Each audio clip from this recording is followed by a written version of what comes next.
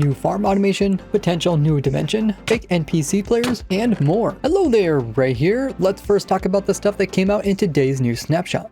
There's a new entity in the game which is called the mannequin. You can summon this in with a command, and essentially it's just like a player but doesn't have a player attached to it. So it has like all the properties that you expect from a player, with the default name being mannequin. You can see it has the word NPC underneath of it. You won't find this guy naturally like in your survival game, but instead this is for map makers. They can have like an NPC in their maps, and just like any player you can put stuff in their different slots. They don't show up like in the player list when you hold down the tab button. And like other players, you can change out their skin, you can change out the cape that they're wearing, you can make them wear like a lytra, as well as change their model, which is a type of width of arms they have, either the thin ones or the wide ones. You can also hide the different skin layers, as well as make them right-handed or left-handed and hold items. But it doesn't seem like these things will have any AI, so it don't seem like they're going to walk around and attack things, but I'm sure somebody will make it so that they can do that with a mod.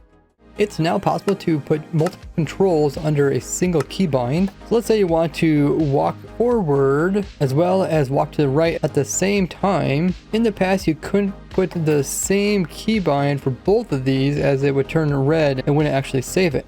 But now it would just turn on both yellow. So you kind of got a warning that it is being used by another one, but it allows you to do this. If you highlight or top of it, even tells you which keybind is also using the D key. But if we go ahead and leave it now, if we go down and if we press D, it's going to make us move forward as well as to right just by pushing down a single key. And you can have as many keys as you want with one key, or you can have multiple keys that are duplicates. Like here is the A key, which sends me backwards and to the left. So the real question is, what happens when we put our attack key as well as our use key to be the same key? Let's both set them just to Y. Now when we hold down Y, you can see it's going to do one of the two actions, but which action is going to happen first? Is it going to place the block or is it going to break the block? So it seems like when I aim at a block, it always breaks it first. But if I aim at like this grass here, and if I click, then it will actually place first and then it will attempt to break.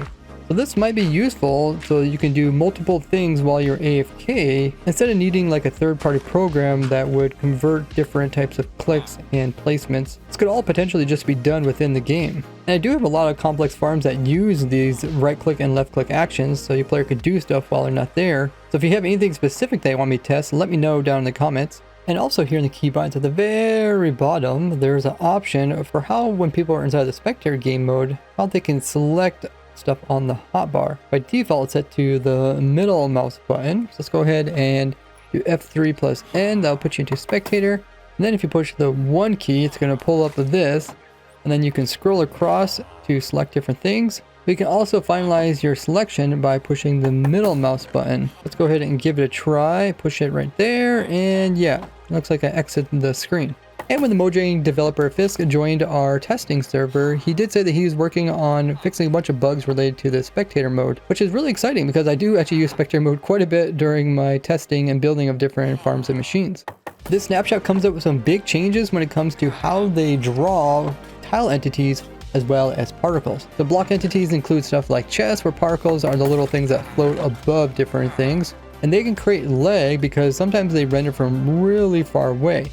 But they changed this now so that it's going to be more optimized, with one of the changes being that the particles won't render if the player is far away. This should save on a lot of CPU, and for over a decade I've always had a different type of data pack that would remove particles because they are just so annoying, especially when you're doing something that creates tons of them, as it can drop your frames per second, so just removing them is an easy fix. But hopefully with this new fix we don't have to worry about particles or a bunch of tile entities rendering and causing problems. Now, as you can see, the chest there still renders, but I don't think they changed the distance of the rendering, but I'm guessing they just made it more optimized. Now, when the Copper Golems put stuff into chests, they will now actually update the comparators that are reading the items inside of it. But before, this would create a comparator bud, or it would only work from one side, which will be great, so I no longer need to have observers that are constantly updating it so that it'll actually work in the storage system. They made Copper Golem smarter, so now they won't check the same chest over and over again. This was a bug due to them always checking the chest with the priority in the northwest corner. And as the updates have been fixing the Copper Golems, I've been updating my effective storage system that can sort every single item in the game of Minecraft. Look forward to a tutorial on this as soon as the full release gets closer to coming out. But Copper Golems still have a ways to go, as we were running just a couple hundred Copper Golems in our testing world here, and they were creating a lot of lag, and even out of our massive world, 50% of all the lag was just coming from the Copper Golems, which is way too much. And if we compare that to the next laggiest entity, it was only 3% for armor stands. So hopefully they continue to fix Copper Golems so that they're not laggy and we can actually use them in large amounts. Now, breaking down these Copper Golem statues is supposed to keep their poses so that when you place them down, they'll be exactly how they were. But as you can see, it kept setting it back to the default. So now when you break them down, they will keep their same position so that they look the same. And they also will keep their name. So if you renamed them, when broken down, they will keep it and they will stack with any other ones, which allow you to get all the unique types in my automatic Copper Golem statue farm. Now if you have oxidized lightning rod and lightning hits it, it will now remove oxidized layers from it when before it would not. The colors of the copper torch as well as the lanterns got slightly modified so that they're now easier to see by people that are colorblind. To me, it looks like maybe they made them a little bit more lighter, maybe a bit more dull. But what do you guys think? Now, mushroom islands are actually supposed to generate in pumpkin patches, but due to a bug in the code, it never did. But now they're finally going to generate naturally, which will bring a lot more life to these islands. Whenever editing text in Minecraft, it's now possible to select just one word by double clicking it, where in the past if you want to do this, you'd have to go to the end and hold Control, Shift, and the arrow key to select just one of them. I really enjoy when they do these little quality of life things. Now when it comes to the codes of context little screen that pops up when you enter a server, you have to agree to the rules, but it's possible for servers to maliciously use this in order to constantly make it so players couldn't actually disconnect or even acknowledge it, so they would keep getting the same thing popping up. In this case, they used it to actually do a pixel art image of a famous animated intro song, I think. So now servers won't be able to force you to sit on this page. You can actually leave. They also fixed a bunch of other bugs, mostly related to visual problems or misspells or things that just broke during the snapshots. Now we know the next update for Minecraft being 1.22 is going to be a big one because that was already announced by Minecraft. But what do you think this update is actually going to be? It's been a really long time since we had a new dimension, and they have said in the past they wouldn't come out with a new Minecraft dimension until they first kind of filled out all the other dimensions. Now they said that they're not really going to fill out the end dimension because they want the end dimension to be kind of void because it's supposed to be the end and not supposed to be a lot going on over there. And we have seen the overworld get a lot of different updates that makes it a lot nicer and enjoyable, with the last few updates actually bringing a lot to the game in filling out the current dimensions and biomes.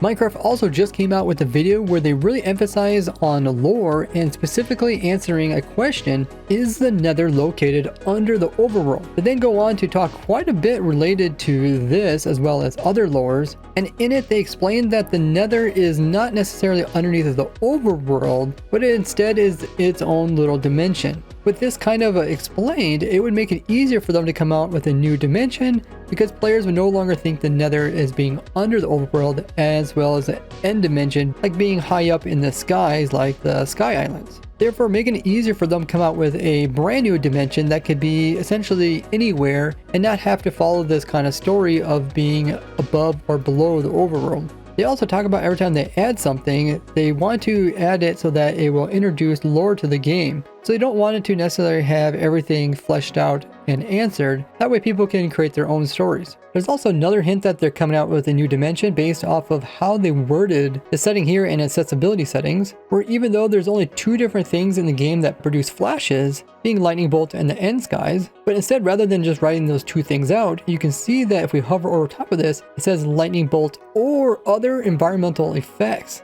Mean that if more effects are added in the future, it's going to automatically be covered under the setting. And since we already got lightning bolts in the overworld and we got these new end sky flashes in the end dimension, and I doubt they're going to put anything in the nether dimension, it means the next environmental flash would probably come from a new dimension.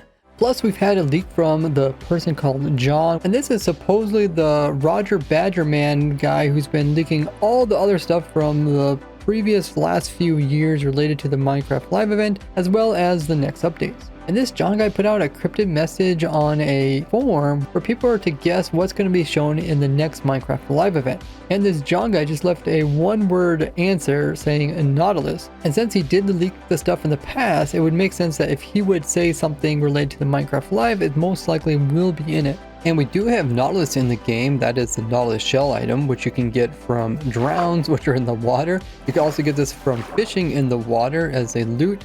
And you can combine this with the Heart of the Sea, which is found from treasure, and which produces you the Conduit, which is a thing that will attack hostile mobs nearby if you put some ocean monument blocks around it. Which also makes you think the next update is going to be something water related. If the next update does use a lot of Nautilus shells, luckily I do have the only AFK treasure loot fishing farm, which is the best way to get these things. And in the snapshot, they even fix a bug related to the water world, super flat world. This is something you can access when creating a new world. You can go to worlds here and click down to super flat, and then go to customize, and then go down to presets. And these are different types of worlds that you can get automatically just by clicking on them. I'll put in all the details, and this is what it looks like when you run the water world. It's just a world that is full of water, and it goes up really high.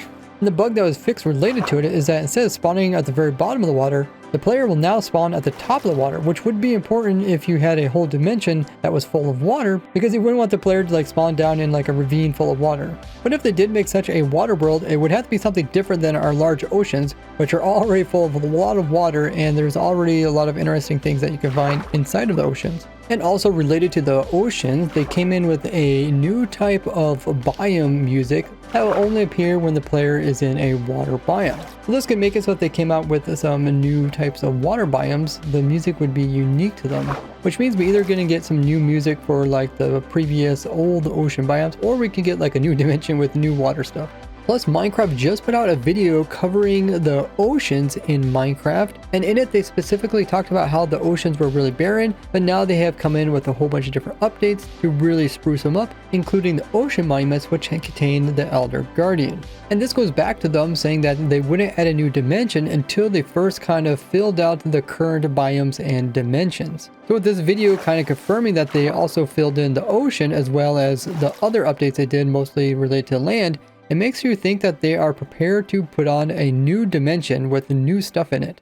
And in the special tab, which you have to turn on by going to your controls and then toggling this on in your settings, then you'll get access to a new tab in Creative called Operator Utilities, which will get you access to stuff that you're normally not supposed to have even in Creative. So a lot of like command block stuff, potentially OP items. But in here is also 4 paintings, and these paintings are a little bit weird because if we go ahead and place them down, we can see we have this one which is called Earth, next one is called Fire, and then the next one is called Water, with the last one being called Wind. Now these 4 paintings are not obtainable in vanilla survival, and you can only get them through creative. Now although these are originally for a Pocket Edition map, the map was never given out publicly. But oddly enough, these elements also fit with the different Minecraft dimensions. So the Earth one fits well with the overworld, and then we have the Fire one, which is like the Nether, and then we have the Air one, which is like the end dimension, just mostly full of air, with the last one being water, but there is no water dimension, only the other 3.